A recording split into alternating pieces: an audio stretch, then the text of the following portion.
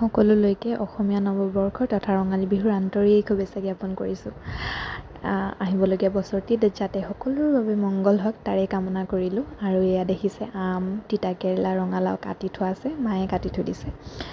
মোৰ এইবাৰ বিয়াৰ পাছত প্ৰথমখন বিহু মোৰ এইখন ঘৰত। আৰু এইখন ঘৰত নিয়ম বেলেগ আছিল, এইখন ঘৰত নিয়ম বেলেগ আছে। আৰু যিহেতু মই নিয়মৰ কথা ক'লোঁ, তেন্তে এইখন ঘৰত বিহুৰ আগদিনাখন আমি দুপৰীয়া ভাত নাখাওঁ, কাৰণ নিয়মত নাই। ৰাতিৰ বাবে আম, তিতা কেৰেলা, ৰঙালাও মায়ে কাটি থৈ দিছে, কাৰণ ৰাতি সেইদিনাখন তেনেদৰে ভাত খাব লাগে, আম দাইল, তিতা দাইল এনেকৈ। তাৰপৰা পিছবেলা হাজবেণ্ডে মোক চাহ খাবলৈ চাহ আনি দিছে, কাৰণ মোৰ গাটো বৰ বেয়া লাগি আছিল। ৰাতিৰ ভাত সাজ তাৰপিছত এনেদৰেই খালোঁ, নিৰামিষ আম দাইল, তিতা দাইল। আপোনালোকক কৈছিলোঁ নহয়, এয়া বিহুৰ দিনা মা আৰু পাপা দুয়োজনে মিলি বনাইছিল। বৰ টেষ্ট লাগিছিল, বৰ সোৱাদ হৈছিল। আৰু দেখিছে নহয় কিমান ধুনীয়াকৈ সজাইছে, ভাল লাগিছিল সেইদিনা।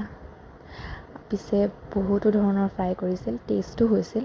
আৰু বাকীখিনি মই আপোনালোকক বেলেগ এটা ব্লগত ক'ম। Tata, bye bye.